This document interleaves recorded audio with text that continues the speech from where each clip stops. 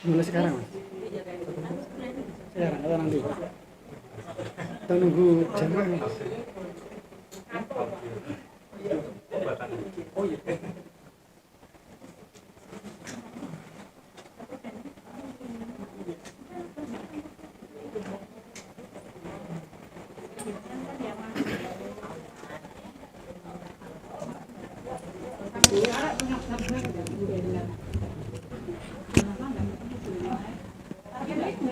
Yang hadir banyak, Mas G. Kalau di situ enggak yang hadir banyak.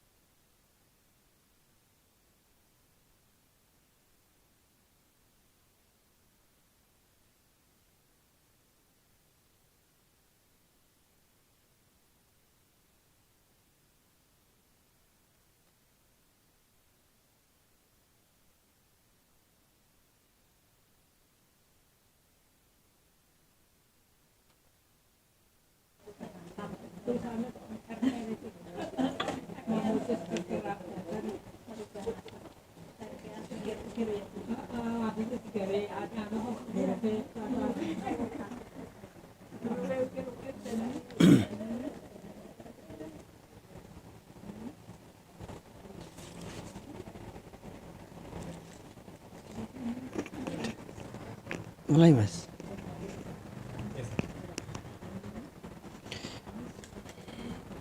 Kita mulai ya, Bu. Assalamualaikum warahmatullahi wabarakatuh. Innal hamdalillah nahmaduhu wa nasta'inuhu wa nastaghfiruh wa na'udzu billahi min shururi anfusina wa min sayyiati a'malina. Man yahdihillahu fala mudilla lahu wa may yudlil fala hadiya lahu. Asyhadu an la ilaha illallah wahdahu la syarika lah wa asyhadu anna Muhammadan abduhu wa rasuluhu wa habibuhu wa khaliluh. Allahumma salli wa sallim wa barik ala nabiyyina wa maulana Muhammadin wa ala alihi wa sahbihi ajma'in. Qala Allah ta'ala fi kitabihil karim يا أيها الذين آمنوا اتقوا الله حق تقاته ولا تموتن إلا وأنتم مسلمون اللهم فقهنا في الدين وعلمنا التأويل سبحانك لا علم لنا إلا ما علمتنا إنك أنت العليم الحكيم أما بعد. Baik jamaah yang semoga senantiasa dirahmati, diberkahi dan dimuliakan oleh Allah Subhanahu wa taala. Pada kesempatan sore hari ini kita akan melanjutkan pembahasan kita dari kitab Al-Kabair, kumpulan dosa-dosa besar, dan pada kesempatan ini kita akan menyampaikan dosa besar tentang memutus hubungan rahim, memutus hubungan kekerabatan dan memalsu nasab. Baik, hukum asal manusia itu makhluk yang dimuliakan oleh Allah Subhanahu wa taala. Allah Subhanahu wa taala berfirman di surat Al-Isra ayat 70, "Walaqad karramna bani Adam." Dan sungguh Allah Subhanahu wa taala telah memuliakan Bani Adam, anak cucu keturunan Nabi Adam, yaitu manusia. Di antara bentuk Allah Subhanahu wa taala, di antara bentuk dan bukti Allah Subhanahu wa taala memuliakan manusia, di antaranya Allah Subhanahu wa taala memberikan fitrah kepada manusia cinta dengan sesuatu yang bersih. Manusia itu punya fitrah cinta, senang, suka dengan sesuatu yang bersih, sesuatu yang indah, yang rapi, yang tampan, yang cantik, yang teratur, yang rapi. Dan manusia secara fitrah mereka benci, tidak suka dengan sesuatu yang buruk, yang jijik, yang kotor, yang badek, yang jelek, yang semrawut, yang acak-acakan. Berbeda dengan werok, berbeda dengan mungkin tikus, berbeda dengan mungkin curut, berbeda mungkin dengan coro, lalar, nyamuk, hewan-hewan yang mereka fitrahnya suka dengan sesuatu yang kotor. Maka kita bersyukur kepada Allah Subhanahu wa taala diberi fitrah yang mencintai, menyukai sesuatu yang baik, yang bersih. Kemudian yang kedua, di antara bukti dan bentuk Allah Subhanahu wa taala memuliakan manusia, Allah Subhanahu wa taala menciptakan manusia dalam bentuk yang terindah. Allah berfirman di surat At-Tin, "Laqad khalaqnal insana fi ahsani taqwim." Dan kami sungguh telah menciptakan manusia dalam bentuk rupa yang paling indah, paling sempurna. Nek mboten percaya jenengan bisa tindakan teng pundi, Bu? Nah, kepanggih kalih Mbah King Kong. Tentu kita sepakat manusia adalah makhluk yang paling indah, makhluk yang paling sempurna.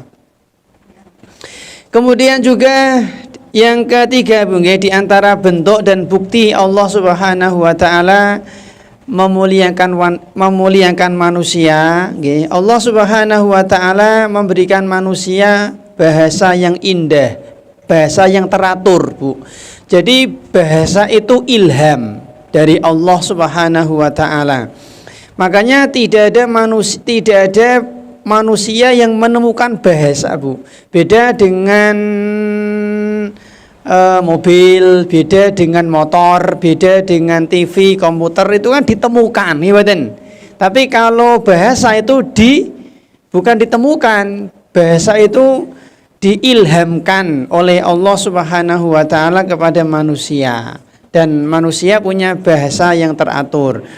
Kemudian berikutnya Bu, ini mukadimah dulu. Di antara bentuk dan bukti Allah memuliakan manusia, sebagian manusia ada yang menjadi rasul dan nabi. Sebagian manusia ada yang menjadi rasul dan nabi.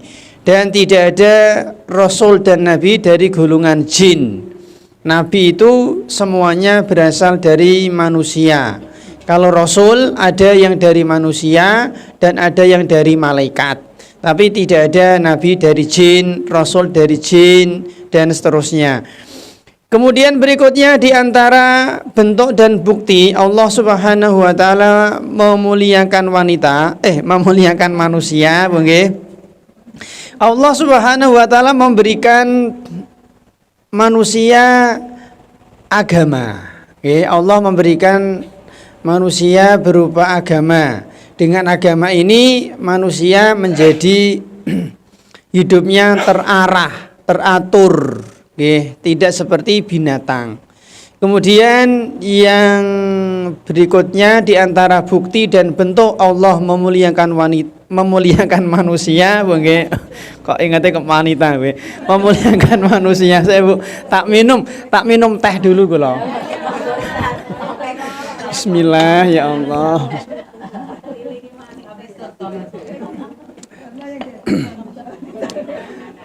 Nggih. Tadi saya tadi ngisi kajian di Kruwing, nggih ngoten salah ngomong terus. Setiap salah ngomong saya minum. Jamannya tertawa malah, nggih. Enggak apa-apa. Di antara bukti dan bentuk Allah memuliakan manusia adalah Allah Subhanahu wa taala menciptakan seluruh jagat alam raya ini memang agar dikelola, dimanfaatkan oleh manusia. Oke. Bisa dilihat di surat Al-Baqarah ayat 29, huwallazi khalaqalakum ma fil ardi jami'a. Jadi Allah menciptakan jagat alam raya ini memang agar dimanfaatkan oleh manusia. Yang ke pinten iki, Bu? 7. Nggih, di antara bentuk dan bukti Allah memuliakan manusia, Allah Subhanahu wa taala memberikan perangkat dan alat kepada manusia untuk belajar, nggih, belajar dengan akal, nggih, dengan akal. Beda dengan sapi, kambing, nggih, mereka tidak bisa menyerap ilmu. Jenengan ustazah, Bu, satu kelas muridnya 30, tapi muridnya berkaki 4, pripun? Nah, gitu. Jenengan guru ustazah. Nggih, jenengan guru SD, guru TK, tapi muridnya wedhus, muridnya sapi, mboten saged. Karena mereka nggak punya perangkat untuk menyerap ilmu. Jelas, Bu, nggih? Kemudian berikutnya, Bu, di antara bentuk dan bukti Allah Subhanahu wa taala memuliakan manusia adalah manusia itu fitrahnya, nggih, fitrahnya, nalurinya, tabiatnya menyukai, mencintai, senang dengan akhlak yang terpuji. Itu fitrah manusia, suka dengan sesuatu yang baik, akhlak yang terpuji. Orang yang pelit dia tetap suka dengan yang dermawan, nggih. Orang yang sombong tetap dia nggak suka kalau ada orang yang sombong seperti dia. Jadi memang fitrah manusia itu dia suka akhlak yang terpuji dan benci dengan akhlak yang tercela. Nggak suka dengan pelit, nggak suka dengan kasar, nggak suka dengan galak, nggak suka dengan kejam, bengis, itu nggak suka. Manusia sukanya yang lembut, yang baik, yang dermawan, yang toleran dan seterusnya. Yang terakhir, di antara bentuk dan bukti Allah memuliakan manusia adalah Allah Subhanahu wa taala memuliakan manusia dengan adanya nasab. Dengan adanya nasab. Dan nasab ini ada ketika ada akad, Bu. Ada akad, ada nasab. Tidak ada akad, tidak ada nasab. Maka hewan karena tidak punya akad, ya tidak ada nasab. Iki mantune Pak Kucing, ngeten, Bu? Enggak ada, Bu. Karena kucing itu tidak pernah melakukan akad nikah. Karena tidak ada akad, maka tidak ada nasab. Makanya, Bu, anak zina itu dinisbahkan kepada sinten? Ibu. Karena tidak ada akad, maka nasab ke bapak itu putus dia. Nanti ada nasab kalau ada akad. Tidak ada akad, maka tidak ada nasab. Baik. Ada beberapa pelanggaran, Bu, terkait nasab. ada beberapa pelanggaran terkait nasab. Yang pertama, mencela nasab. Yang pertama di antara bentuk pelanggaran yang berkaitan dengan nasab adalah mencela, menghina, merendahkan nasab. Ini hukumnya haram. Yang kedua adalah meyakini dengan sebab nasab seseorang bisa masuk surga. Ini juga keliru. Meyakini dengan sebab nasab maka seseorang bisa masuk surga. Allah Subhanahu wa ta'ala selalu mengaitkan surga itu dengan iman dan amal solih. Barang siapa yang dia beriman dan beramal solih akan masuk surga. Allah nggak pernah bilang barang siapa yang nasabnya nyambung ke Nabi masuk surga. Nggak ada seperti itu, ayat seperti itu. Barang siapa yang nasabnya darah biru akan masuk surga. Barang siapa yang dia keturunan ningrat maka surganya tinggi. Seperti itu nggak ada. Jadi surga itu dikaitkan dengan iman dan amal solih. Yang ketiga, di antara bentuk pelanggaran masalah nasab adalah meyakini dengan sebab nasab seseorang itu lebih mulia daripada orang lain. Karena nasabnya keturunannya Pak Lurah maka lebih mulia, lebih tinggi dari yang bukan anaknya Pak Lurah. Ini juga termasuk kekeliruan. Allah Subhanahu wa ta'ala berfirman, inna akramakum indallahi atqakum. Sesungguhnya yang paling mulia adalah yang paling bertakwa. Jadi manusia mulia atau tidak mulia di sisi Allah itu tergantung ketakwaan. Berikutnya Bu, di antara pelanggaran masalah nasab adalah bangga dengan nasab. Bangga dengan nasab. Ini juga tidak layak, tidak pantas. Kemudian berikutnya Bu, tidak mengakui nasab anak. Ini juga termasuk pelanggaran. Ada seorang suami karena dia mangkel, dongkol, jengkel, dendam sama istrinya. Dia tahu janin yang dikandung istrinya itu anak dia, tapi karena dia mangkal, dongkol, dendam, jengkel, akhirnya dia tidak mau mengakui janin yang dikandung istrinya. Bahkan dia menuduh istrinya selingkuh. Nah, ini namanya melanggar. Dia tidak mengakui nasab anaknya. Yang keenam, sengaja menasabkan anak ke ibu tanpa alasan syar'i. Sengaja menasabkan anak ke ibu tanpa alasan syar'i. Padahal dalam hukum asal nasab itu disandarkan ke bapak, ke ayah, bukan ke ibu. Karena tanpa alasan syar'i. Karena anak itu kan berasal dari air mani ayah, dari air mani bapak. Ngerti Bu? Makanya anak itu kan disandarkan ke ayah. Status anak itu disandarkan ke ayah. Bapaknya orang Sunda, ibunya orang Jawa, punya anak, ini namanya anak, anaknya orang Jawa. Bapaknya Sunda, ibunya Jawa. Kita ulang. Bapaknya Sunda, ibunya Jawa, punya anak, ini anak orang Sunda. Ikut bapak. Bapaknya Arab, ibunya bapaknya Arab, ibunya Jawa, punya anak. Anaknya anak orang Arab. Jelas nggih? Ya dibalik sekarang. Bapaknya Jawa, ibunya Arab, punya anak, berarti ini anak orang Jawa. Jelas sih? Jadi status anak itu mengikuti status bapak.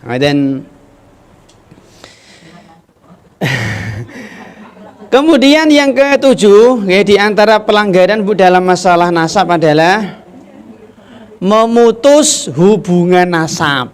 Nanti yang kita bahas ini insyaallah memutus hubungan nasab atau rahim. Yang kedelapan, memalsu nasab. Insyaallah kalau nanti waktunya cukup, yang kita bahas yang ketujuh dan yang kedelapan, Bu. Yang tadi yang ketujuh memutus hubungan nasab memutus hubungan rahim, memutus hubungan kekerabatan, Bu. Yang kedelapan adalah memalsu nasab. Yang kita bahas insya Allah adalah nanti yang ke-7 dan yang ke-8. Insya Allah, okay? Kalau waktunya cukup, Bu. Baik jamaah yang semoga senantiasa dirahmati oleh Allah Subhanahu wa taala.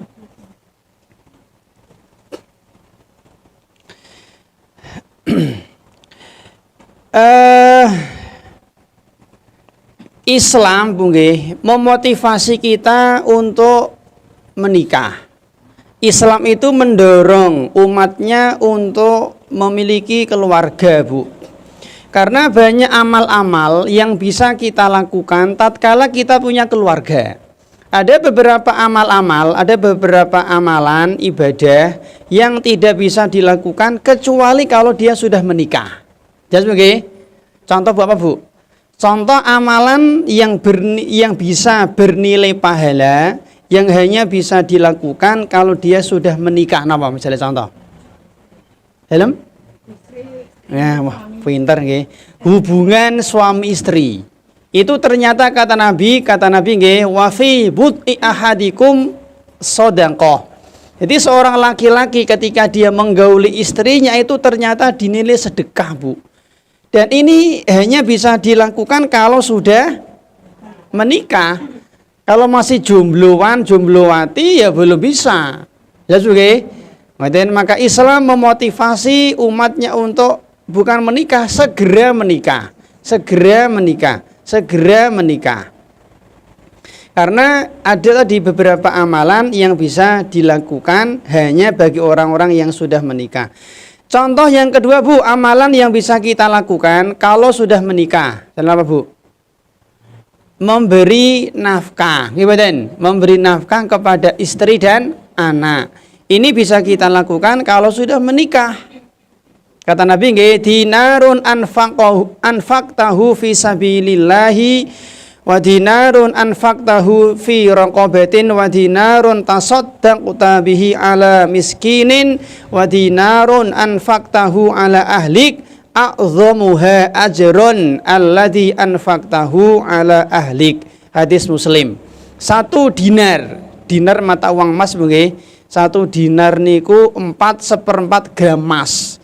Kalau sekarang harga emas 1 juta, 1 gram berarti kurang lebih 4.250.000.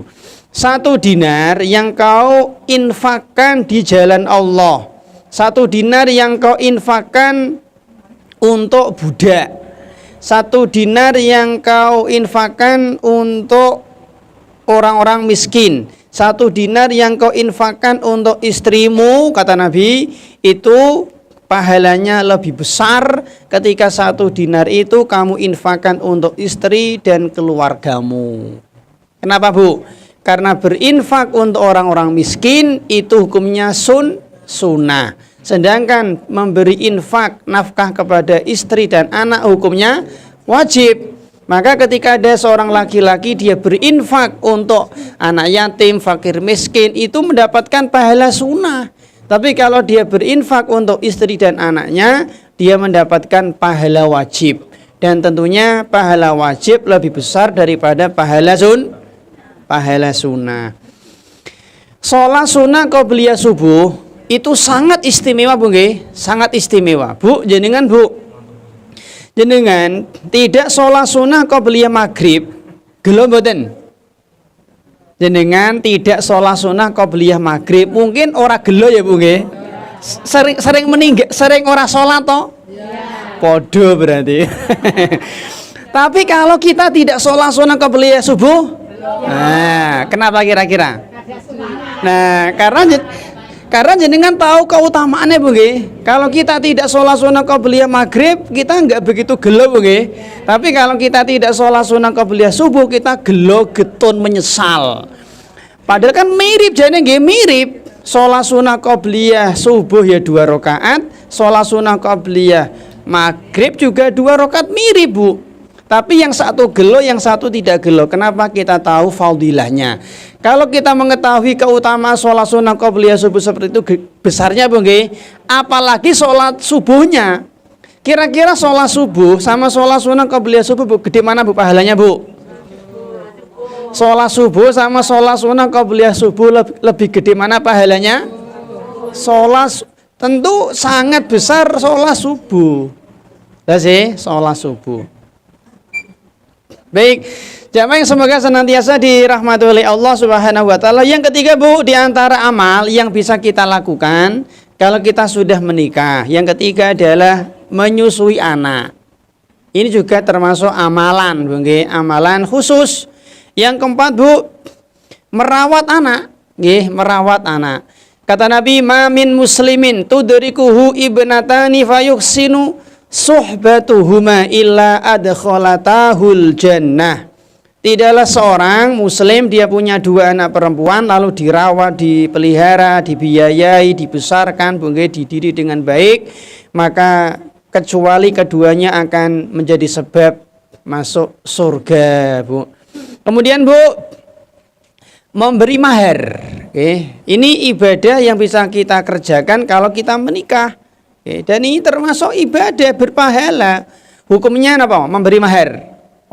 Wajib. Jadi mahar itu wajib. Meskipun dia tidak termasuk rukun nikah. Artinya kalau ada akad nikah kok maharnya tidak disebutkan, nggak apa-apa. Lah sih, dalam pernikahan maharnya boleh nggak, Bu, mahar utang, Bu? Boleh, nggak apa-apa, boleh. Tapi diwajib dia. Artinya ada orang nikah, maharnya belum ada sah nggak apa-apa. Tapi wajib, karena dia bukan rukun, tapi dia wajib. Kemudian, Bu, adanya walimah pernikahan. Ini juga sunnah. Ini termasuk ibadah nih, sunnah. Kemudian juga di antara amalan yang bisa kita lakukan kalau sudah menikah, Bu, akikoh, akikoh. Terus memerciki pasangan suami istri dengan air untuk qiyamul lail, nggih. Nek jenengan kalau ada orang yang jomblo belum punya istri ya ora iso mengamalkan hadis ini, Bu, nggih. Jadi sang laki-laki dia mau sholat malam, dia sengaja memerciki istrinya dengan air, Bu. Nggih, diperciki, Bu, nggih. Dalam? Oh, nggih. Mandiri sendiri, nggih. Kasihan deh lo. Nggih, Bu. Bercanda, Bu, nggih. Dalam, nggih. Ngoten, Bu. Kemudian, Bu, di antaranya amalan yang bisa kita lakukan tatkala kalau sudah menikah, Bu, adalah niki, Bu, silaturahmi. Nggih, Bu, silaturahmi. Nggih, silaturahmi atau silaturahim, Bu, nggih. Baik. Jamaah yang semoga senantiasa dirahmati oleh Allah Subhanahu wa taala, Bu.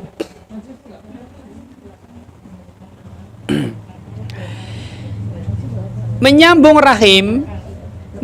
rahim atau hubungan kekerabatan, Bu, ini hukumnya wajib.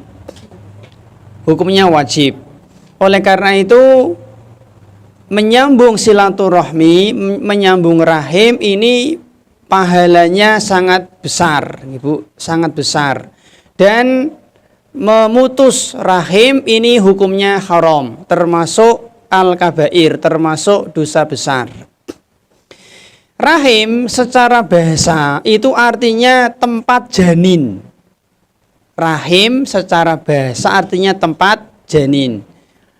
Makanya saudara serahim kita itu adalah orang-orang yang rahimnya sama dengan rahim kita. Lah sih, jadi dinamakan dia saudara serahim.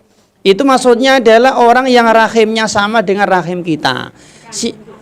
Ya, nanti kan berlevel, bertingkat, nggih. Yang paling ini bisa dari jalur bapak, bisa dari jalur ibu. Ngeten, Bu. Kekerabatan itu ada 4 jalur. Kekerabatan itu ada 4 jalur, nggih. Yang pertama namanya ubuwah. Dari kata abun. Artinya apa? Ayah. Ini jalur ke atas berarti nanti bapak, kakek, bapaknya kakek, kakeknya kakek, terus buyutnya kakek, buyutnya kakek terus ke atas, namanya ini ubuah. Jalur ubuah, jalur ayah ke atas. Ini rahim kita. Jelas begini? Jadi ada 4 jalur rahim. Jalur yang kedua adalah namanya bunuwah. Tadi ubuah dari kata abun, jadi ayah ke atas. Yang kedua namanya jalur bunuwah dari kata ibnun, artinya anak. Berarti anak ke bawah, Bu. Anaknya anak, berarti cucu toh, gitu. Anaknya cucu, cicit gitu. Anaknya cicit, cucunya cicit, cicitnya cicit, cicitnya cicit. Terus ke bawah, Bu. Ini rahim kita nih, rahim satu rahim sama kita, gimana? Ngaden.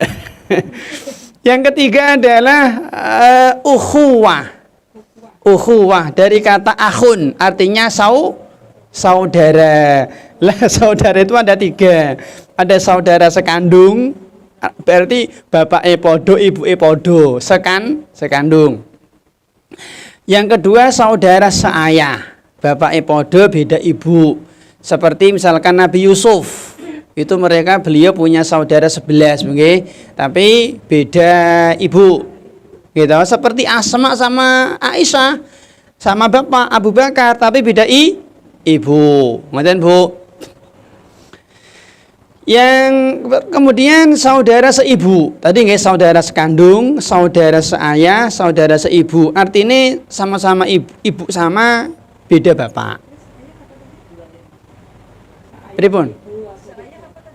Saudara itu ada 3 gitu. Saudara sekandung, saudara seayah, saudara seibu. Jelas, Bu? Ini satu rahim sama, ngoten. Yang keempat namanya umumah dari kata amun. Artinya apa? Paman, Bu. Umumah dari kata amun, artinya paman, amun. Umumah berarti baik dari jalur bapak atau dari jalur ibu. Berarti Pak D, bule, mantan Bu, Pak D, bule, om, tante, Pak Le, ini om, ini semuanya rahim. Ini 4 jalur rahim.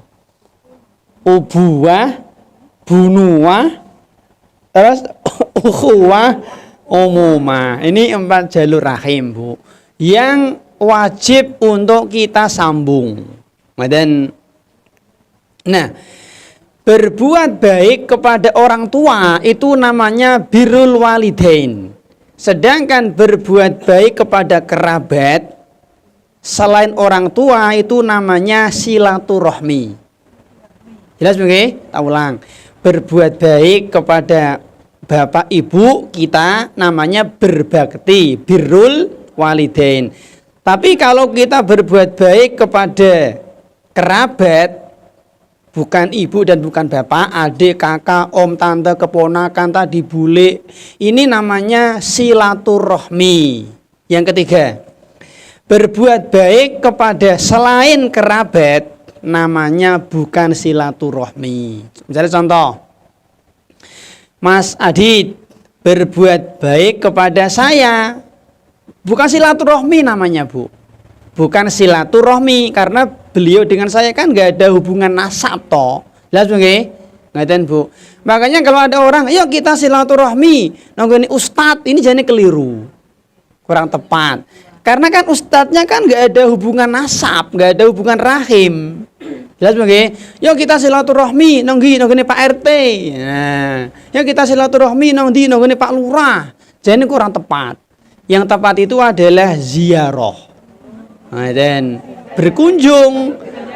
Dan memang masyarakat kita itu namanya ziarah ya ini mesti kuburan, gitu. Ayo ziarah nanti, ayo kuburan. Itu kan bahasa Arab, Bu, ziarah niku nggih. Gitu. Hatta zurtumul maqabir. Di sini ada kata ziarah, hatta zurtum, zur. Ini kan ziarah nggih. Ziarah. Ibu, Jadi kalau jenengan berbuat baik kepada selain kerabat, namanya bukan silaturahmi. Ngoten nggih. Tapi tadi ya berbuat ihsan, nggih, bisa ziarah atau yang lain. Baik Bu, jamaah semoga senantiasa dirahmati oleh Allah Subhanahu wa taala. Hukum asal, nggih, hukum asal kita wajib menyambung rahim. Tadi nggih, hukum asal kita wajib menyambung rahim kita. Kecuali Bu nggih, kecuali kalau rahim kita itu kafir. Nah, ngeten Bu. Kerabat kita atau orang yang satu rahim dengan kita itu ada dua macam. Yang pertama muslim dia, muslim. Maka kalau dia muslim, maka wajib untuk kita sambung. Pak D kita, om kita, bibi kita ini muslim, maka kita haram untuk memutus, nggak boleh, haram. Ini wajib untuk kita sambung. Lalu yang kedua kafir.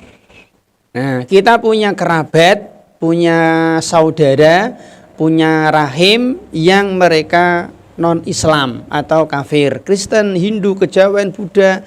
Maka Bu ini dirinci Bu. Kalau yang kafir itu, maaf nggih Bu, misalnya orang tua kita, naudzubillah nggih, bapak ibu kita, maka tetap wajib untuk kita sambung. Misalnya contoh nggih, kita muslim, misalnya nggih, bapak kita, ibu kita misalnya Kristen, maka tetap wajib untuk kita sambung, tetap wajib. Yang kedua, selain ibu dan bapak kita, keponakan, adik, kakak, bibi, tante, pak de, bule, om tadi, mereka non-Islam, kafir, maka hukumnya menyambung rahim bagi mereka sunnah. Tidak sampai derajat wajib, sunnah Bu. Meten. Enten diantara jenengan yang punya mungkin kerabat non-Islam. Nah, kalau ada tadi nggih selain ibu dan bapak, maka hukumnya sunnah. Tapi kalau khusus untuk bapak dan ibu, tetap wajib untuk kita sambung. Dan ternyata banyak Bu nggih orang-orang solih yang orang tuanya itu kafir, banyak. Mana contohnya Pak Nabi Ibrahim, hebatin Bu. Bapaknya kan kafir. Ada orang tanya, Pak, Bapak Nabi Ibrahim kan kafir. Nah ibu piye? Nah, Bu, ini namanya rajam bil ghaib, menebak-nebak perkara gaib. Dalam agama kita itu tidak boleh. Namanya kepo dalam perkara gaib itu dilarang Bu. Kepo dalam perkara gaib itu dilarang. Kita itu boleh kepo dalam perkara-perkara yang tampak. Pak, bagaimana sih Pak? Hukumnya gukar, ini bagus. Apa sih pembatal wudhu, pembatal sholat? Ini bagus. Itu kepo-kepo yang dianjurkan. Jelas okay? Tapi kalau kepo-kepo pada perkara-perkara gaib tadi itu yang dilarang. Ngerti Bu? Bu, jamaah yang semoga senantiasa dirahmati oleh Allah Subhanahu wa taala. Makanya Bu ngeten Bu nggih saya Bu. Kalau ada informasi Bu, ada informasi, ada berita, ada kabar gaib, yang sumbernya dari Allah dan dari Rasulullah Bu, wajib kita imani dan tidak usah tanya.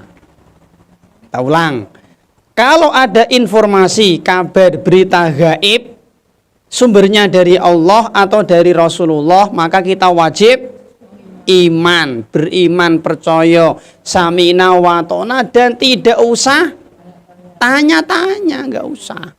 Jelas begini? Contoh misalnya ngeten. Allah mengkabarkan kepada kita bahwa Nabi Isa masih hidup. Ketika Nabi kita Muhammad itu Isra dan Mi'raj, beliau ketemu Nabi Isa di langit yang kedua. Ini kan berita gaib dari Allah dan dari Rasulullah, maka wajib kita imani Nabi Isa masih hidup dan nggak usah tanya. Loh Pak, nek Nabi Isa masih hidup, berarti sekarang wis tua toh. Kan umurnya wis ribuan tahun. wis tuwa, mungkin ya keriput, rambutnya putih misalnya Bu nggih. Terus ning kono mangan opo, Pak? Kan kono ora ana warung Padang to. Ini namanya tidak sopan, Bu. Jelas Bu nggih? Ini namanya tidak beradab, tidak berakhlak kepada Allah Subhanahu wa taala. Enggak sopan, enggak boleh tanya, Bu. Jenengan masih ingat Bu nggih kisah Ashabul Kahfi, Bu? Masih ingat Bu nggih? Berapa orang, Bu? Kalau nggak salah 7 toh nggih, 7 plus 1 anjing. Mereka tidur berapa lama, Bu? 309 tahun toh. Ketika mereka bangun, apa dadi tuwa ngoten? Tuwa, rambutnya gondrong, kukune dawa-dawa. Kan 300-an enggak pernah diketok itu, Bu nggih. Kukun dawa-dawa wis do ompong-ompong ngoten? Enggak, mereka masih muda. Padahal mereka itu di dunia loh, Bu. Kan mereka ketika bangun, kan mereka kan nggak kaget. Mereka nggak, karena fisiknya itu nggak berubah banyak, Bu. Jelas sih? Mereka kan menyangka tidur berapa lama? Sehari. Kan lapar toh nih, lapar. Akhirnya mereka ke pasar, ke kota mau beli makanan. Ternyata duitnya ora payu, Bu. Iki duit zaman londo, Mas. Kok monggo belanja zamane Pak Prabowo iki lho. Ya ta? Ya ora payu toh. Jelas Bu nggih? Mereka itu enggak fisik itu di dunia loh, Bu. Fisiknya enggak berubah. Ngaten. Maka kalau ada informasi gaib dari Allah dan dari Rasulullah, enggak usah tanya. Nabi kita Muhammad mengkhabarkan para nabi itu mereka sholat di alam kubur. Enggak, ini kan berita gaib, nggih, berita gaib. Enggak usah tanya wudune piye. Nah, kan rano keran ning kono. Ini tidak berakhlak, Bu. Nah, sekarang Bu, sebaliknya. Kalau ada berita, informasi, kabar gaib yang sumbernya bukan dari Allah dan bukan dari Rasulullah, boleh tanya. Bahkan harus tanya. Contoh misalnya ngeten. Sebagian saudara-saudara kita, mereka meyakini Nabi Khidir masih hidup. Gimana? Bahkan guru-guru kami, syekh-syekh kami itu ya berguru dengan Nabi Khidir. Ketemu, Mas. Jelas ya, dia kasih zikir, kasih wirid, kasih ijazah. Kemudian ini kan berita gaib. Sumbernya bukan dari Allah, bukan dari Rasulullah. Boleh tanya nggak, Bu? Boleh. Oke, ini sampeyan meyakini Nabi Khidir masih hidup, tak takon. Nabi Khidir alamatnya ning ndi? Aku tak dolan. Jelas Bu nggih? Kan masih hidup Bu nggih. Namanya manusia normal kan punya rumah. Tentu kalau punya rumah punya alamat. Jelas nggih? Tak dolan aku, Mas. Setahu saya, Nabi Khidir kan hidup di zaman Nabi Musa di Mesir nggih, di Mesir. Oke. Katanya ketemu sama kiaimu, syekhmu, guru-gurumu. Lah dari Mesir ke sini Mas naik apa? Pesawat. Nek pesawat Garuda, pesawat Citylink, apa pesawat Sriwijaya. Terus ke sini kan kudu lewat imigrasi. Bu nggih, mboten Bu? Dan nanti kesininya pakai visa apa Nabi Khidir? Visa paspornya itu loh, paspor berkunjung apa-apa. Bingung deh ini Bu. Boleh tanya? Boleh. Sebagian saudara-saudara kita, mereka meyakini ketika ada acara maulid, Nabi hadir. Ini berita gaib. Sumbernya bukan dari Allah, bukan dari Rasulullah. Boleh tanya nggak Bu? Boleh, harus tanya. Oke, nek sampean meyakini Nabi Muhammad itu hadir dalam acara maulid kamu, acara-acara maulid. Tuh tadi malam kan acara maulid kan banyak tuh Mas. Di Semarang ada beberapa tempat, yang Kendal yono, Jeporo yono, Pati yono. Berarti Nabi hadir di semua tempat. Terus berarti di Medina kosong, nggih. Nggih Bu. Dan orang-orang yang sedang umroh ketika ziarah kan berarti kan kosong. Nabi enggak ada ya lagi nang Indonesia. Lagi nang Semarang, ngoten Bu. Dan terus dari Medina ke sini Nabi naik apa, Mas? Pesawat. Tadi kan lewat imigrasi. Ini Nabi pakai visa apa ini? Ini boleh tanya. Lihat Bu nggih? Ngoten Bu, termasuk Bu ketika ada orang yang mengatakan bahwa Sunan Kalijaga niku pernah napa Bu? Pernah topo, ngeten, pernah topo menjaga tongkatnya Sunan Bonang. Bertahun-tahun sampai dirambati suket. Ini berita gaib. Sumbernya bukan dari Allah, bukan dari Nabi. Boleh tanya mboten? Boleh. Ini Sunan Kalijaga bertahun-tahun topo berarti kan konsekuensi ini Bu nggih, ora pipis, ora BAB, ora mangan, ora ngombe, ora Jumatan, ora adus, ora sholat toh Mas, mboten Bu? Bingung dene Bu. Jelas Bu nggih? Nah, tapi gini Bu, tadi sudah kita sampaikan, kalau ada berita gaib seaneh apapun, kalau sumbernya dari Allah dan Rasulullah tidak usah tanya. Kenapa? Pasti benar. Nah, sedangkan berita-berita gaib yang bukan dari Allah dan Rasulullah itu belum tentu benar. Bu, kita tidak percaya kalau Sunan Kalijaga itu pernah bertopo seperti tadi. Apakah kita dosa? Dosa Bu? Tidak. Bahkan saya nggak percaya. Saya tidak percaya kalau Sunan Kalijaga pernah topo seperti itu. Nah, aku sih ora percaya Bu. Sama ada orang mengatakan kiaiku Mas Jumatan ini Mekah. Nah, apakah ini kan perkara gaib? Boleh tanya nggak Bu? Boleh. Kiai mungkin sholat Jumat ini Mekah ki kapan Mas? Neng kene jam 12 kono Mekah isi jam 8. Begitu kan selisih 4 jam. Ya terus kiaimu rono ki naik opo? Ya terus kesana ki pakai visa apa? Apa enggak dilarang Arab Saudi Bu nggih emang enak sembarangan masuk Arab Saudi. Mesti kan ono pengecekan paspor. Bingung deh nih Bu. Terus nggih, ngaten Bu. Lah termasuk niki tadi. Baik Bu. Jadi Bu kalau kita lihat Bu nggih, banyak orang-orang soleh itu ternyata orang tuanya juga kafir. Tadi Nabi Ibrahim bapaknya kafir. Khalid bin Walid. Khalid sahabat, bapaknya namanya Walid, kafir. Ikrimah bin Abu Jahal. Abu Jahal kafir, Ikrimah sahabat. Ngaten Bu. Ali bin Abi Thalib. Ali sahabat. Abu Thalib kafir. Anas bin Malik. Anas sahabat. Malik kafir. Ngaten Bu, banyak. Utbah bin Abu Lahab. Abu Lahab kafir. Anaknya Utbah masuk Islam sahabat. Ini contoh. Jadi nuwun sewu, artinya nggih, kalau kita punya orang tua kafir tetap kita sambung rahimnya. Ngoten Bu. Baik jamaah yang semoga senantiasa dirahmati oleh Allah Subhanahu wa taala Bu. Sekarang kita lihat di sini Bu, perintah untuk menyambung rahim. Oke, perintah untuk menyambung rahim. Yang pertama di surat An-Nisa ayat 1. Allah Subhanahu wa taala berfirman, "Wattaqullahallazi tasaaluna bihi wal arham." Gitu. Dan bertakwalah kalian kepada Allah Subhanahu wa taala, dan kita diperintah untuk menyambung rahim, Bu. Nah, ngeten Bu. Tingkatan silaturahmi. Tingkatan silaturahmi ada 3 Bu. Yang pertama namanya wasil. Pakai shot nggih, wasil. Wasil inilah penyambung rahim yang sejati.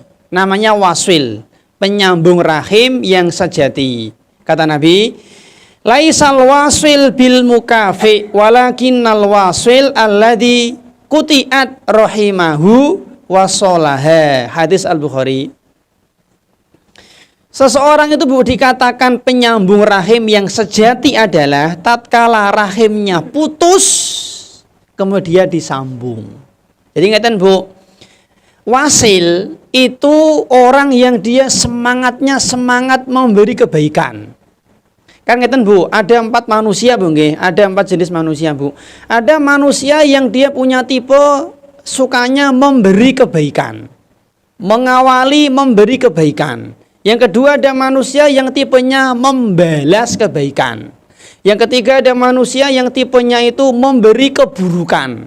Yang keempat ada manusia yang tipenya membalas keburukan. Nah, wasil itu orang yang dia menyambung rahim ketika rahimnya putus. Ini contohnya dan dia itu tidak pernah ditelepon saudaranya, tapi dia yang memulai nelpon dulu. Dia tidak pernah dikunjungi saudaranya, tapi dia mengunjungi dulu. Dia tidak pernah dikasih hadiah saudaranya, tapi dia memberi hadiah dulu. Pokoknya dia itu semangatnya mengawali dulu. Memberi hadiah dulu, menyapa dulu, menelpon dulu, mau WA dulu, mengunjungi kerabatnya dulu. Ngeten Bu. Dia dibenci, dia dimusuhi, tapi dia memaafkan. Dan kerabat-kerabatnya tidak peduli sama dia, tapi dia peduli, dia membantu dulu, menolong dulu, meringankan beban kerabatnya dulu, dia menyapa dulu, memberi salam dulu, senyum dulu, dan seterusnya. Ini namanya orang yang wasil, penyambung rahim yang sejati, Bu. Dan seperti ini sulit, Bu, angel, Bu. Dia itu berusaha memberi madu, meskipun dia dikasih racun. Dia dimusuhi tapi dia memberi kebaikan. Dia dikasih dikasih air tuba sama keluarganya, dia membalas dengan air susu. Dan ini ternyata tidak gampang, Bu. Dan yang kedua, Bu, namanya mukafi, Bu. Tadi nggih Bu, yang pertama nggih, dia disakiti tapi dia memaafkan. Dia dizolimi tapi dia memaafkan. Ini sulit, Bu. Ini tingkatan spesial, ini angel seperti ini, sulit. Dia nggak pernah ditraktir tapi dia mentraktir dulu. Dia nggak pernah disenyum tapi dia senyum dulu. Dia nggak pernah disapa tapi dia menyapa dulu. Ini angel, Bu. Dia nggak pernah dikasih hadiah tapi dia memberi hadiah dulu. Dia nggak pernah dikunjungi tapi dia mengunjungi dulu. Ini angel. Yang kedua, Bu, mukafi. Apa mukafi? Dia membalas kebaikan dengan kebaikan dari saudaranya. Jadi dia itu baik kalau dibaiki dulu. Nek tadi kan dia mengawali, Bu, nggih. Kalau ini enggak, dia mau nelpon kakaknya, nek ditelepon se. Dan dia mau memberi hadiah kepada adanya kalau dia diberi hadiah dulu. Jadi semangatnya membalas. Adiknya ngasih sarung, dia ini juga ngasih sarung. Adiknya cuma ngasih sarung cap mangga, dia juga ngasih sarung cap mangga. Dia nggak mau cap gajah duduk misalnya. Persis, pokoknya persis. Saudaranya WA pisan, dia ini ya WA pisan. Dan saudaranya mengunjungi dia sekali, dia juga mengunjungi sekali. Saudaranya telepon, dia ini telepon. Saudaranya WA, dia WA. Saudaranya SMS, dia SMS. Pokoknya semangatnya membalas. Kalau dia nggak diberi, dia nggak memberi.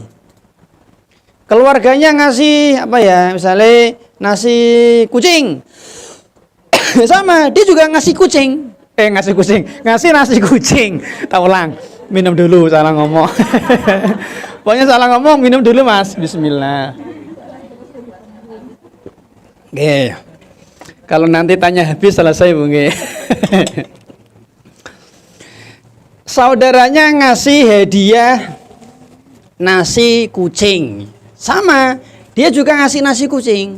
Dia nggak mau ngasih nasi padang. Nggak mau dia. Persis, Bu, persis pokoknya.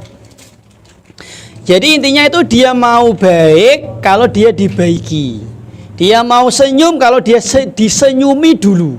Dia mau berkunjung kalau dia dikunjungi dulu. Jelas nggih? Dia mau memberi hadiah kalau dia diberi hadiah dulu. Dan ini barangkali sifat kita, Bu. Ini badan. Ini mungkin barangkali sifat kita, Bu. Nah, yang pertama tadi angel loh, Bu.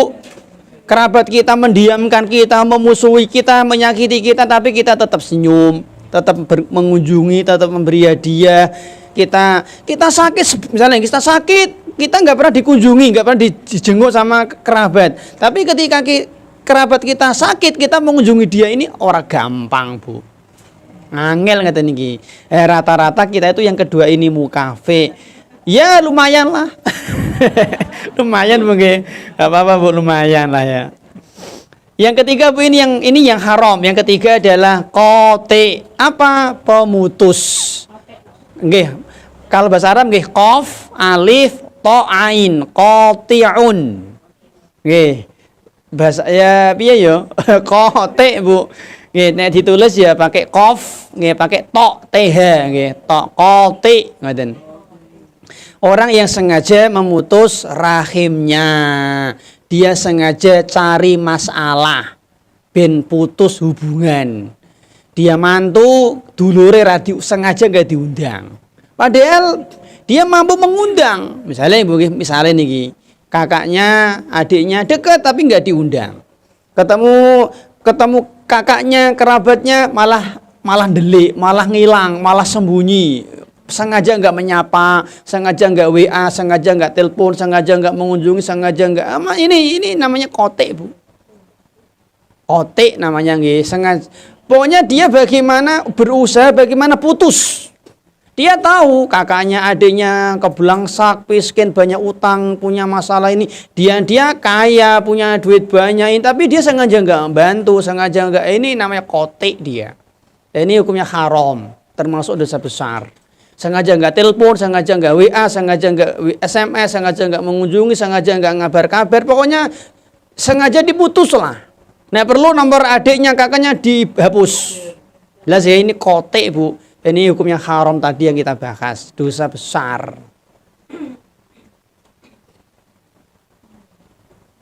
Sebagian kaum muslimin mereka itu punya anggapan Bu, sing wajib nyambung rahim itu sing luwih nom. Nah ini keliru. Lah nggih. Dadi sing tuwa kudune aku diparani, aku kudune dikunjungi, ini keliru. Ini keliru Bu. Gengsi tadi. Kan aku luwih tua Mas, aku anak pertama kok. Enggak Bu. Kita nyambung silaturahmi dalam rangka mengharap pahala dari Allah. Ini kan perintah Allah tadi, wajib. Masih ingat Bu jenengan Bu? Ada berapa Bu? Ada berapa macam ibadah? Atau ada berapa bentuk ibadah Bu? 4 Bu nggih. Ibadah itu ada 4 cakupan. Yang pertama nama Bu?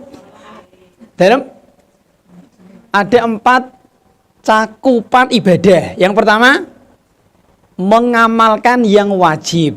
Nah, ini ibadah nih, mengamalkan yang wajib.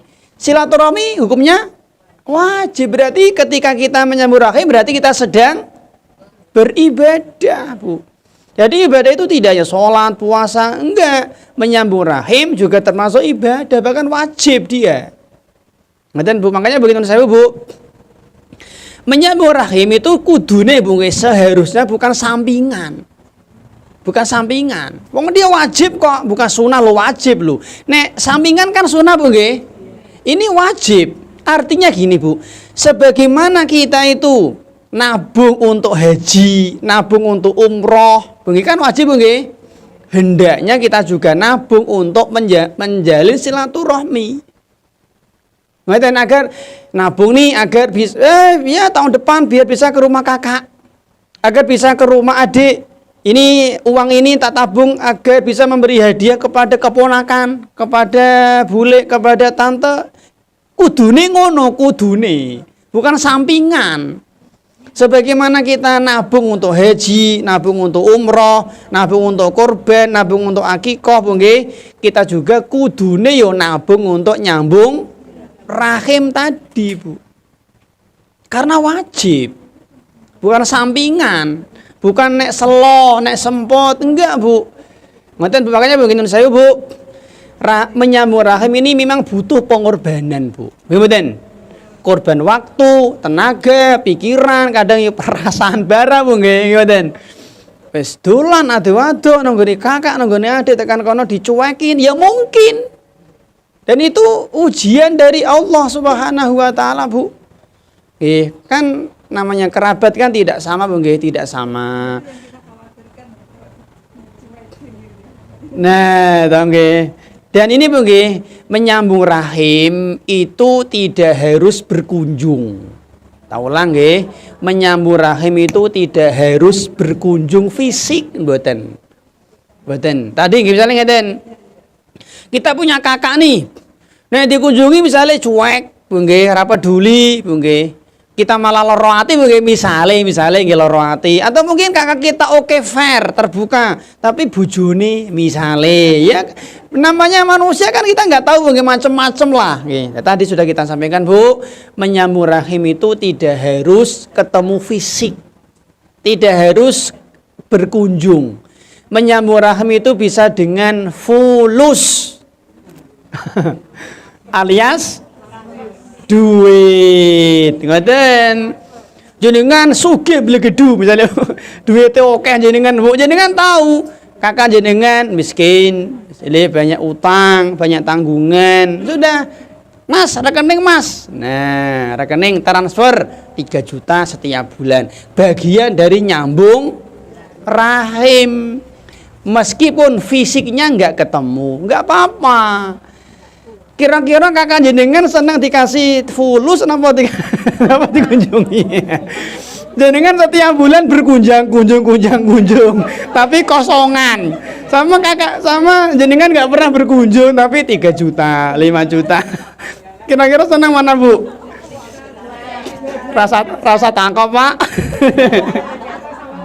Mesti wong kene milih duit, gitu. Ngaten Bu nggih, jelas Bu nggih. Jadi menyambung rahim itu ora kudu ketemu fisik, nggak harus. Jenengan nembe panen rambutan. Nah, adik kayak sekarung, sak bagor, silatur rohmi. Ngaten Bu.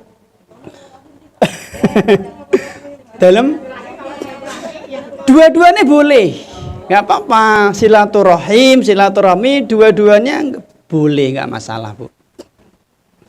Ya apalagi ya lebaran lah, ya lebaran jenengan posisi di Semarang, kakak adik di luar Jawa, gak bisa ketemu langsung, hadiah, sarung, ngopo sajadah, ngopo pulang umroh nih kakak kasih hadiah. Hadiah ini bagian dari nyambung rahim. Telepon bisa, WA bisa Bu, banyak Bu.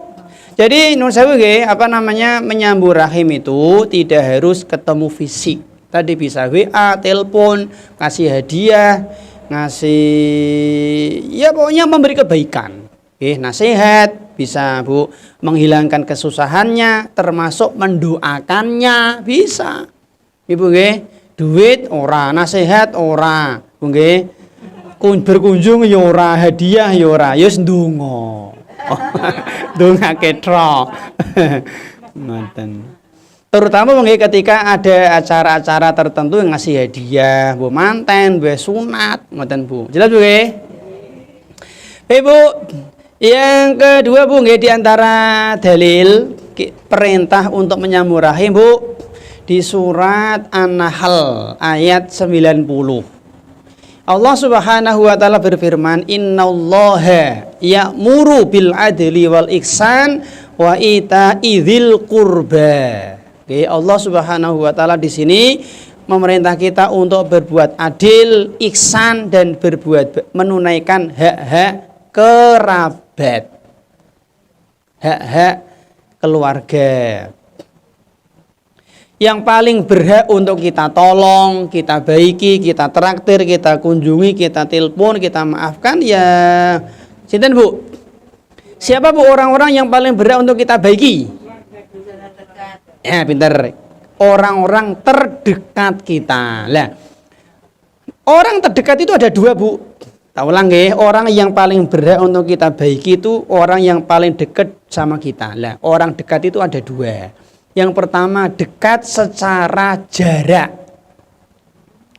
Dekat secara jarak ya suami, istri, anak, menantu, cucu, ngoten nggih, sopir, pegawai, pembantu, karyawan kita, ngoten, pegawai kita, orang-orang jadi jarak deket, orang-orang yang deket, teman pengajian termasuk niki, teman pengajian, terus Bu, rekan bisnis, tetangga, teman belajar, teman ngaji, teman main, ini orang-orang yang kita nomor 1 kan untuk kita baiki Bu.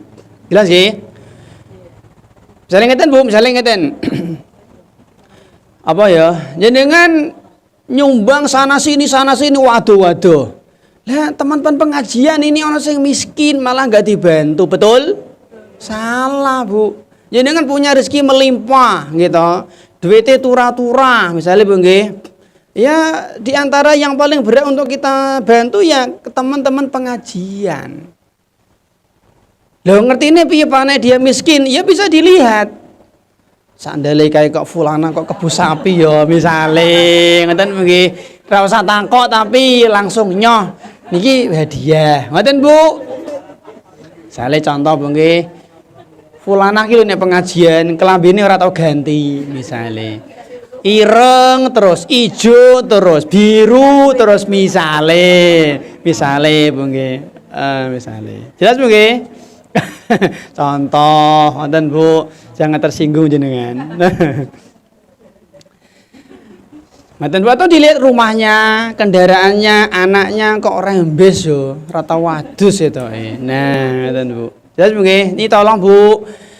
Ngeten Bu, ada orang Bu nggih sebagian jamaah niku ana gempa bumi di Bandung bantu, ana bencana alam di Jogja bantu, ana apa ana di jauh-jauh bantu. Teman-teman dekatnya malah nggak dibantu.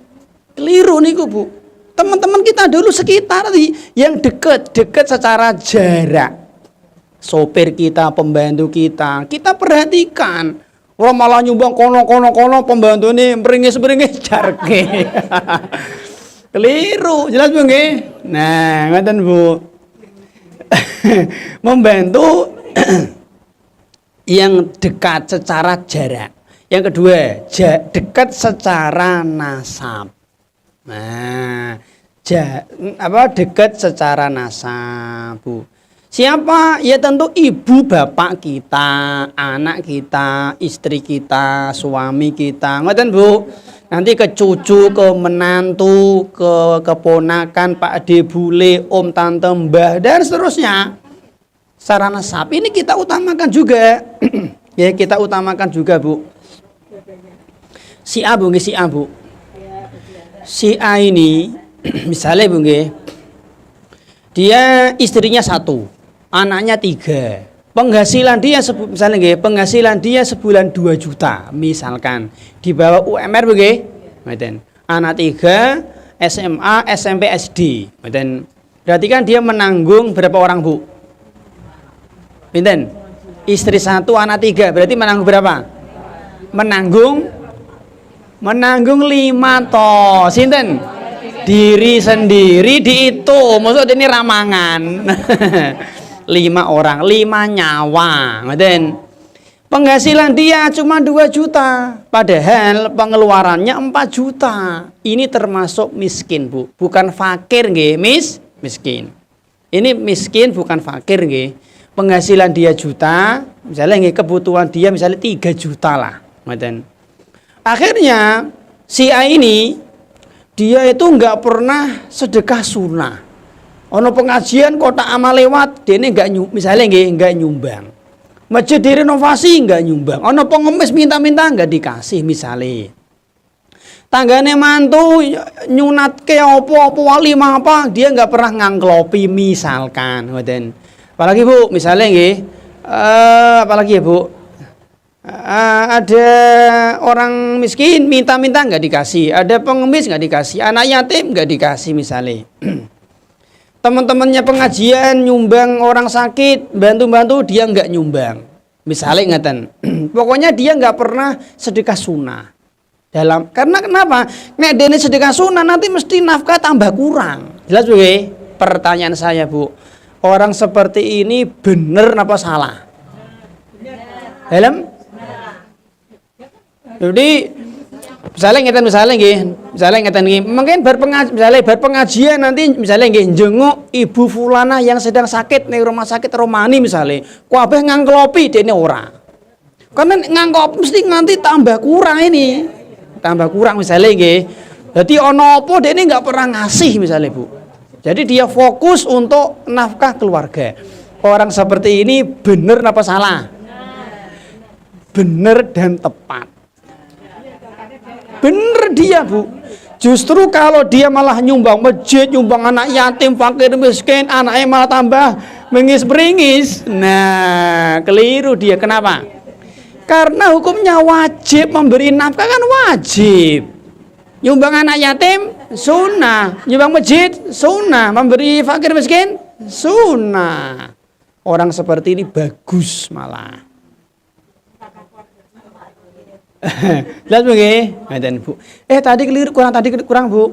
4 cakupan ibadah nggih tadi. Keliru saya kelingan. Melakukan yang wajib, terus melakukan yang sunnah, meninggalkan yang haram, meninggalkan yang makruh. Ini 4 cakupan ibadah. Wajib lakoni, sunnah lakoni, haram tinggalkan, makruh tinggalkan. Ini ibadah Bu, 4 cakupan ibadah. Baik. Yang ketiga Bu, An-Nisa 36. An-Nisa 36. Allah Subhanahu wa taala berfirman, wa'budullaha wa la tusyriku bihi syai'a. Wa bil walidaini ihsana wa bidzil qurba wal yatama wal masakin wal jari dzil qurba wal jaril junub was sahibi bil jambi wa ibnis sabil wa ma malakat aymanukum. Di sini urutan hak yang harus kita penuhi. Yang pertama nggih tadi An-Nisa 36. Allah di sini memberikan urutan Bu, urutan orang-orang yang harus kita baiki. Yang pertama adalah memenuhi hak Allah. Pertama niki.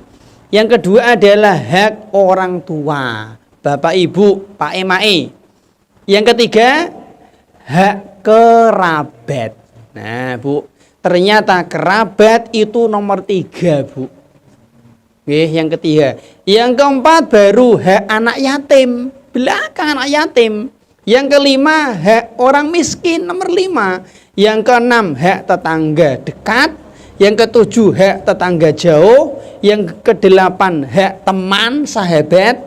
Yang berikutnya hak ibnu sabil. Yang terakhir hak budak.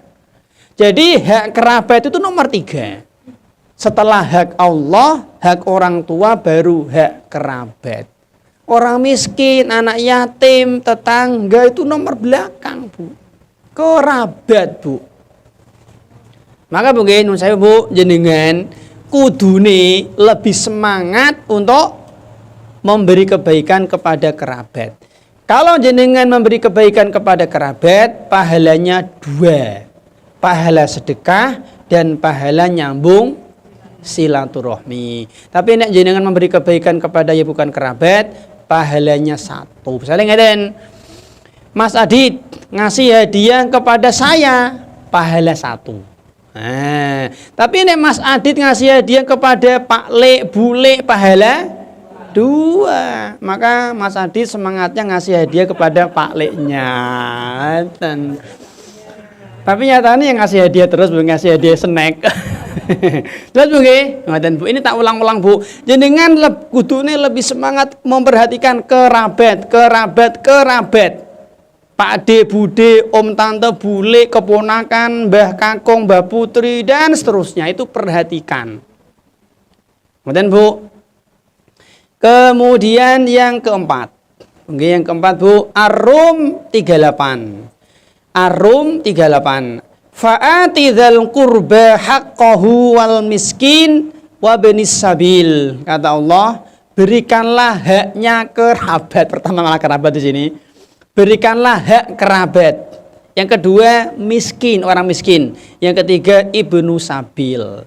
Jadi hak kerabat itu lebih dulu daripada hak orang miskin dan ibnu sabil. Apalagi kalau kerabat kita miskin Bu, wah double niku.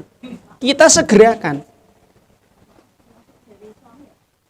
Pripun? Kerabat suami nggih. Maksudnya pripun? Ngeten nggih. Nggih ngeten Bu. Memang di sini Bu nggih, ulama itu berbeda pendapat Bu. Nggih, berbeda pendapat tentang kerabat. Nggih. Kalau kita ditanya nggih, kerabat mungkin sapa sih Bu nggih? Nah, memang ini belum kita bahas Bu nggih. Memang di sini ada khilaf Bu nggih di antara para ulama Bu nggih. Gini Bu. Kerabat Bu nggih itu memang ada dua nggih. Ada kerabat dekat, ada kerabat jauh. Ada kerabat dekat, ada kerabat jauh. Nah, yang dinamakan kerabat dekat itu yang mana? Di sini memang ulama berbeda pendapat, Bu nggih. Di antara pendapat nggih, di antara pendapat ulama, dinamakan kerabat dekat itu kalau dia mahram kita. Mahram kita. Lah, mahram itu ada 3. Tadi nggih yang ditanyakan Mbak E tadi. Yang pertama mahram karena nasab, mahram karena sepersusuan. Ini mahram karena nasab ada 7. Mungkin ada 7 Bu. Yang pertama mahram karena nasab ini ada 7 nggih. Sinten berarti Bu? Ya gitu. Sinten Bu mahram karena nasab ada 7 nggih. Yang pertama adalah nek saya nggih, saya berarti yo ibu saya. Mahram kan orang yang tidak boleh kita nikahi toh, nggih mboten? Tidak, saya nggih Bu, berarti ibu saya ke atas, ibu, nenek, ibunya nenek, neneknya nenek terus ke atas, ini mahram saya. Yang kedua adalah anak perempuan saya. Dereng sekedap. Ini yang kedua, anak perempuan saya. Di anak perempuan saya, kemudian anak cucu, cicit ke bawah. Jelas Bu nggih? Yang ketiga Bu adalah saudari.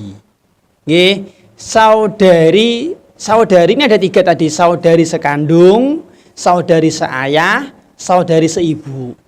Mahram saya. Jelas Bu nggih? Yang ketiga adalah anak dari kakak laki-laki saya, di keponakan.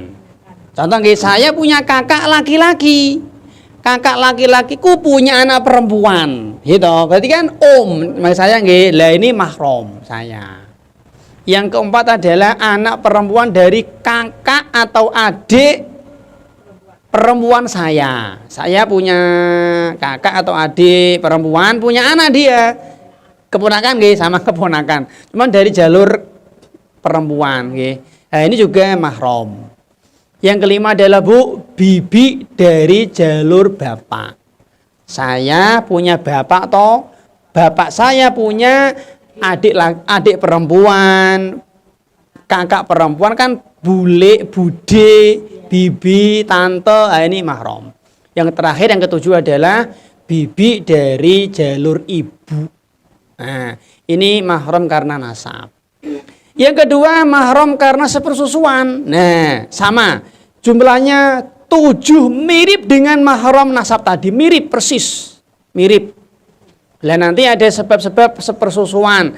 Kapan seorang anak itu dikatakan saudara sepersusuan, ada syarat-syaratnya. Minimal menyusu 5 kali, harus kenyang. Dan ada syarat-syaratnya nggih. Yang ketiga adalah karena pernikahan. Lah tadi Mbak, yang ditanyakan nggih karena pernikahan. Lah karena pernikahan ini Bu nggih, Bu, saya lupa nggih. Yang tak ingat Bu nggih, yang tak ingat mahram.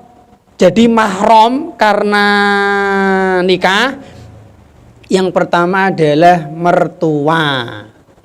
Mertua Bu. Kalau saya nggih Bu, kalau saya berarti mertua perempuan saya, ini mahram.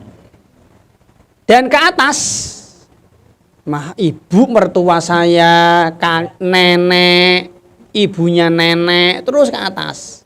Ya sih, ngeten. Berarti kan ibunya istri toh. Ya sih. Yang kedua karena nikah nggih Bu, yang tak ingat nggih adalah anak istri. Berarti kan anak tiri. Fulan menikah dengan fulana. Fulana bawa anak dia, janda mungkin nggih bawa anak. Lah anak ini jadi mahram bagi fulan, tapi dengan syarat fulan sudah menggauli fulana. Nek belum digauli enggak? Harus sudah digauli. Nek tadi yang pertama nggih, saya contoh, fulan menikahi fulana. Fulan menikahi fulana jam 8 pagi, misalnya. Kemudian jam misalnya nggih, jam 8 akad nikah. jam 9 cerai. Cerai nggih Bu, pertanyaan saya, apakah ibunya Fulana itu mahram bagi Fulan? Fulan menikahi Fulana jam 8 pagi. Fulana kan punya ibu toh. Punya ibu nggih, misalnya X. Setelah jam 8 akad nikah, belum diapa-apakan. Baru 1 jam, jam 9 pagi, misalnya contoh saja kok cerai. Apakah ibunya Fulana ini mahramnya Fulan? Mahram den? Jawabannya mahram. Jelas Ibu, meskipun hanya akad nikah tok til, Bu. Jelas sih? Ngaten. Beda sama dengan tadi, Fulan menikahi Fulana. Fulana janda dia. Dia membawa anak perempuan. Jelas nggih? Jam 8 nikah, jam 9 cerai. Berarti kan Fulan belum ngapa-ngapain sama Fulana toh, Bu? Pertanyaan saya. Apakah anaknya Fulanah mahram bagi Fulan? Tidak. Berarti boleh nggak Fulan menikahi anaknya Fulanah tadi? Boleh. Jelas sih, karena belum diapa-apakan. Tapi kalau Fulan sama Fulana sudah bukan malam pertama, bu kesuwen, siang pertama misalnya. Misalnya nek malam pertama kan kesuwen toh Bu nggih, nikah jam 8 langsung siang pertama. Setelah siang pertama cerai, misalnya contoh nggih. Nah, apakah Fulan boleh menikahi anaknya Fulana tadi? Enggak boleh. Sudah jadi mahram, Bu. Ngaten, Bu. Yang ketiga, Bu nggih, mahram karena pernikahan diantaranya adalah menantu. Mantu. Dan yang lain saya ini lupa, Bu, lupa. Lihat tadi nggih, pertanyaan Mbaknya tadi. Lah, apakah termasuk kerabat suami? Ngaten nggih, apakah termasuk kerabat suami, Bu nggih? Gimana ya? Saya kurang tahu ya, Bu.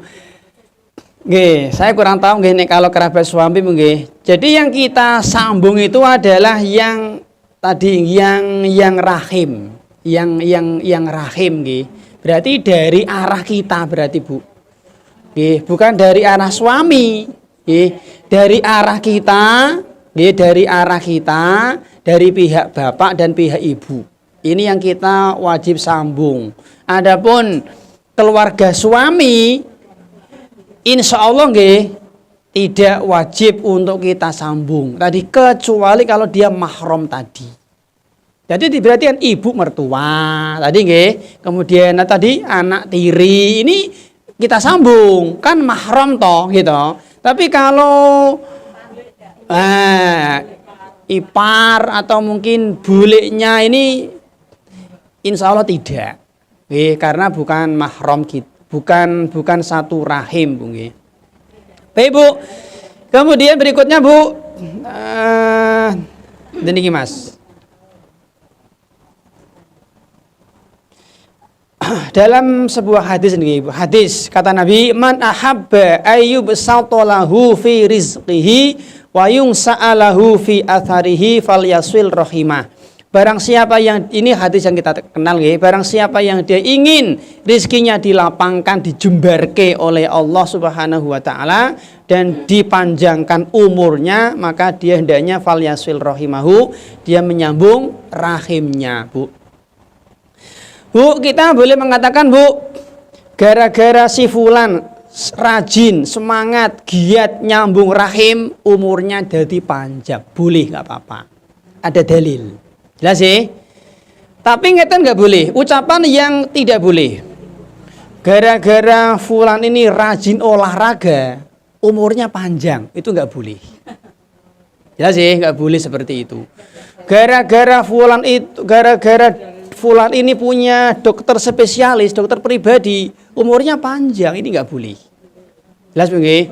Gara-gara fulan ini tinggal di desa, udaranya sejuk, akhirnya yo usianya dipanjangkan Allah, itu nggak boleh. Gara-gara si fulan ini misalnya makan teratur, makannya sehat-sehat, misalnya nggak pernah makan yang nyeleneh misalnya, akhirnya ya umurnya panjang, ini nggak boleh. Kenapa? Karena dia mengaitkan perkara gaib dengan sesuatu tanpa dalil. Ini nggak boleh, Bu. Yang bicara perkara gaib harus dengan dalil. Ada nggak, Bu, orang yang dia tinggal di pegunungan pedesaan tapi umurnya pendek? Ada. Ada nggak orang yang dia rajin olahraga, nih yo, nggak mati? Yo, no. Ada nggak orang yang dia punya dokter pribadi spesialis, yo mati ini cepet? Oh no. Maka mengatakan gara-gara punya dokter spesialis akhirnya umurnya panjang, gara-gara rajin olahraga umurnya panjang, gara-gara dia rajin berobat ke Singapura umurnya panjang, gara-gara rajin minum obat dia umurnya panjang, ini nggak boleh. Langsung tapi gini boleh, gara-gara dia sering giat rajin nyambung silaturahmi umurnya dipanjangkan Allah. Umurnya nganti 80, umurnya nganti 100 masih sehat, ini boleh. Ada napa? Dalil. Jelas Bu nggih? Ngaten Bu. Tapi jamaah semoga senantiasa dirahmati oleh Allah Subhanahu wa taala. Nah, ini Bu. Semua perkara yang bisa Bu nggih, yang bisa merekatkan hubungan kekerabatan, menyambung silaturahmi diperintah oleh Allah dan Rasul. Semua perkara, sarana, wasilah, jalan yang bisa silaturahmi semakin raket, semakin akrab, maka diperintahkan oleh Allah dan Rasulnya. Contoh Pak, contoh Bu, contoh Bu, perkara-perkara yang bisa menyebabkan rahim kita semakin akrab, itu saling mengunjungi, diperintahkan. Dalam tradisi Jawa ada namanya istilah badan. Tahu badan Mas nggih? Badan itu yo badan, Bu nggih, badan Bu nggih. Ada yang enggak tahu badan, Bu? Badan itu apa ya? Badan itu nek di tempat saya saling mengunjungi, Bu. Ke rumah keluarga. Nggih, ini lebaran nggih, namanya badan. Ini tradisi yang bagus sebenarnya, Bu. Bagus nggih. Maka ya kita apa Bu, kita apa ya? Lestarikan. Yang kedua, Bu, tradisi mudik. Bagus. Bu nggih, bagus, Bu nggih. Si A setiap bulan nabung untuk mudik, insya Allah berpahala. Sebagaimana dia nabung untuk umroh, nabung untuk haji, nabung untuk korban, maka ketika dia nabung, nyicil nanti lebaran bisa mudik, insya Allah dapat pahala. Ketika kita mudik, mungkin capek, kesel, lelah, mungkin usuk-usukan yang kereta api, itu semuanya berpahala. Kalau niatnya dalam rangka untuk menyambung rahim, kan tadi wajib, ada pahalanya Bu. Yang ketiga Bu, memberi hadiah. Ini juga sangat diperintahkan nggih, memberi hadiah kepada kerabat, Bu nggih. Pokoknya Bu, segala kebaikan yang bisa menyambung rahim itu diperintahkan. Ngoten. Ya nyumbang apa ngoten Bu semampunya Ibu nggih. Mungkin ngasih hadiah, ngasih THR, apa mengumrohkan adik, mengumrohkan kakak, ngoten. Boleh Bu. Yang berikutnya Bu, membantu hajat kerabat. Ini juga sangat dianjurkan. Termasuk membuat arisan keluarga. Apa-apa, boleh, bagus. Kalau tadi niatnya untuk merekatkan, bagus. Arisan. Ngoten nggih. Cuman ngeten Bu, arisan kan termasuk angkat utang Bu nggih. Nek saged ya ora usah akeh-akeh. RT melo arisan, RW melo arisan, ning kampung melo arisan, nang rumah melo arisan, nanti keluarga suami ikut arisan, keluarga istri arisan, keluarga alumni arisan, nanti malah jadi beban. Ngaten nggih? Ya secukupnya. 1 lah, 2 lah maksimal Bu. Karena itu angkat utang beban nanti nggih, semampunya. Yang berikutnya Bu, membuat grup keluarga. Grup WA nggih, bagus nggih, keluarga. Apalagi jenengan di situ bisa memberi pengaruh Bu. Share kajian, misalnya share Ustadz Firanda bagus, malah memberi nasihat, mengirim artikel bagus, dilanjutkan, diuri-uri, dilestarikan. Oke. Tapi kalau jenengan di situ nggak, misalnya nggih masuk tapi nggak dianggap, nggak misalnya nggih apa lagi mereka punya subhat, itu sudah diem aja lah, terus menengah ibu. Nggih, yang penting nggak usah apa, nggak usah keluar nggih. Terus Bu, reuni keluarga bagus, nggih, reuni keluarga dan yang lain Bu. Yang terakhir Bu, yang kita bahas ulang Ibu nggih, semua perkara yang bisa merusak, bisa memutus hubungan silaturahmi, kekerabatan dilarang. Semua sarana, wasilah, jalan yang bisa memutus, merusak hubungan rahim dengan kerabat keluarga, maka semuanya dilarang. Contoh Bu, contoh. Sengaja menunda pembagian harta waris. Harta waris ini sering menjadi pemicu sengketa keluarga. Saya kemarin ketemu sama seseorang, orang Madura. Ya pas pengajian, tadi pengajian. Loh Mas, kok nggak jarang pulang Mas? Males. Kalau pulang sana tanya sama warisan, dan Bu. Jadi dia itu malas pulang. Akhirnya ya jarang komunikasi dengan kerabat-kerabatnya Bu. Ngeten bagaimana ngeten Bu? Salah satu syariat yang diperintahkan adalah Bu, menyegerakan pembagian waris. Setelah yang pertama, harta mayat diambil untuk pengurusan jenazah. Yang kedua, melunasi hutang-hutang mayat. Hutang ada dua, hutang kepada Allah, hutang kepada manusia. Mungkin mayatnya kemarin Ramadan, orang poso Ramadan Mas, kan butuh fidyah begini. Nah, diambilkan dulu misalnya. Yang kedua, hutang kepada manusia. Mayatnya punya hutang karo Pak RT misalnya, dibayar dulu. Utang beres. Yang ketiga, menyelesaikan wasiat mayat. Kemarin Pak nganu kok wasiat ingin korban sapi misalnya. Nah, diambil. Setelah ini selesai nggih, 3 ini selesai rampung, harta masih ada, baru bagi waris.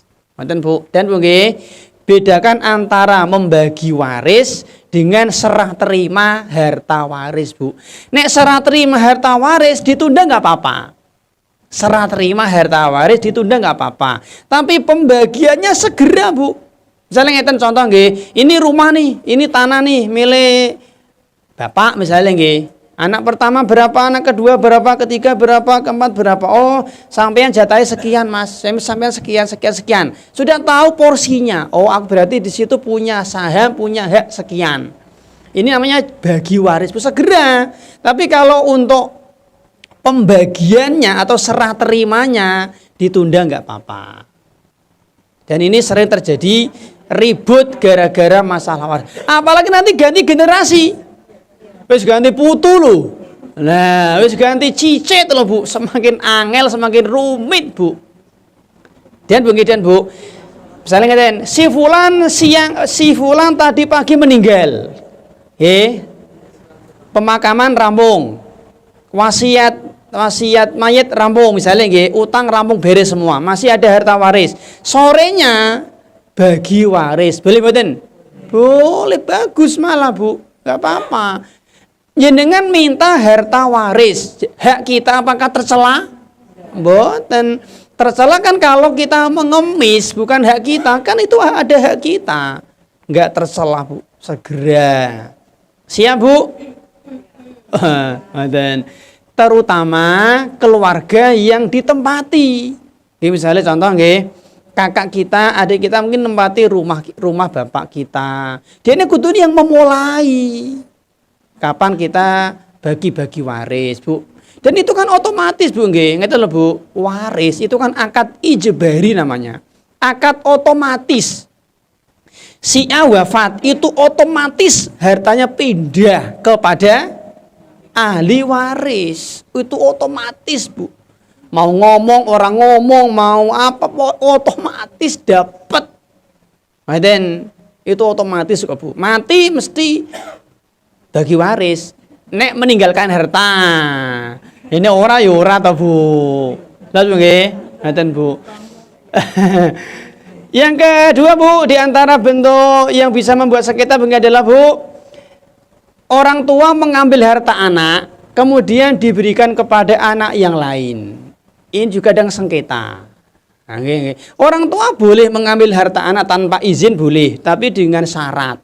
Misalnya dengan syarat tidak memberi moldor kepada anak, kemudian tidak diberikan kepada anak yang lain atau yang lainnya, Bu. Kemudian, Bu, orang tua tidak adil kepada anak. Gitu. Ini juga sering menyebabkan kakak adik kadang berantem, ribut gara-gara bapake ibuke ora adil. Kue enak Mas dikaki bapak tanah neng pinggir dalan Simpang 5 enak lah aku tanahku nang jero kampung. Ribut akhirnya enggak adil.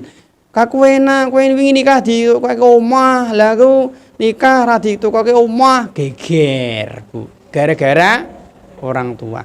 Ku maghrib. Maghrib ya Allah, Bu. Malah kayak demikian, Bu. Untuk yang memalsukan nasab enggak apa-apa lah ya. Mungkin kita sambung pada pertemuan berikutnya. Nek ono kesempatan. Demikian yang bisa kita sampaikan, semoga bermanfaat. Nggih kita akhiri, Bu nggih. Kalau ingin bertanya ditunda nggih. Demikian, assalamualaikum warahmatullahi wabarakatuh. Nek kene koyo padang terus Mas yo.